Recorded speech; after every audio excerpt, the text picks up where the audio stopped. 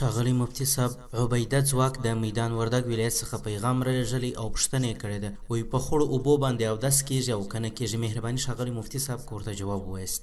حامدا و مسلیا اما بعد. د محترم عبیده ورور د پوښتنې په جواب کې علماء کرام فرمایي په هر هغه اوبو سره اودس روا دی چې په هغو سره پاک شی ګډ سي، که څه هم د اوبو یو وصف ور بدل کړی وي لکه خاور سره ګډ سي یا صابون سره ګډ سي، په هغو اوبو سره اودس کیږي. نو د مذکورو اصل پر بنیاد باندې په خړو اوبو سره اودس دا جائز دي، څه مشکل نه لري. الهدایه جلد اول صفحات 40، البحر الرائق جلد اول صفحه 122، همدا ډول بدائع الصنائع جلد اول صفحات 94. والسلام علیکم ورحمة الله وبرکاته.